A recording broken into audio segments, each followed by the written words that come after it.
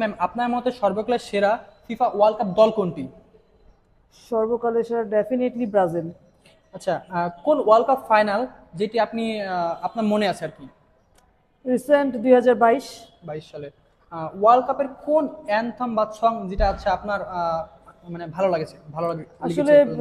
যেটা সবচেয়ে বেশি মানে পপুলার, শাকিরা, শাকিরার ওয়াকা ওয়াকা গানটা আমার মনে হয় এটা অ্যান্থম হিসেবে খুব অ্যাপ্রোপ্রিয়েট আমার কাছে মনে আচ্ছা, হয়। ওয়ার্ল্ড কাপের ইতিহাসে মানে সবচেয়ে বেশি বা সবচেয়ে ভালো আইকনিক গোল কোনটা যেটা আপনার এখনো মানে ভালো লেগেছে আর কি?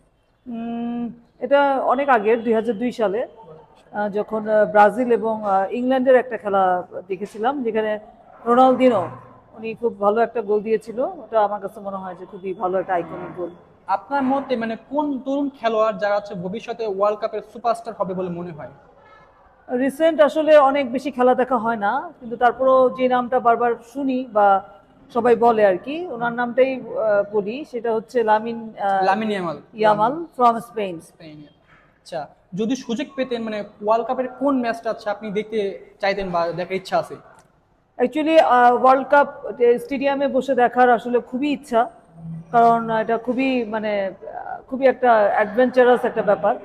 তো আমার কাছে মনে হয় যে ব্রাজিল এবং আর্জেন্টিনার কোনো ম্যাচ যদি আমি দেখতে দেখার পারতাম স্টেডিয়ামে ডার্বি। বসে, সেটা যে কোনো দেশেই হোক, কিন্তু দলটা যদি হয় আর্জেন্টিনা এবং ব্রাজিল, তাহলে ডেফিনেটলি আমি সেটা স্টেডিয়ামে বসে দেখার একটা ইচ্ছা রাখতাম। কত সাল থেকে বা কোন ওয়ার্ল্ড কাপ থেকে আছে আপনি ফিফা ওয়ার্ল্ড কাপ দেখা শুরু করছেন আর কি? 2002।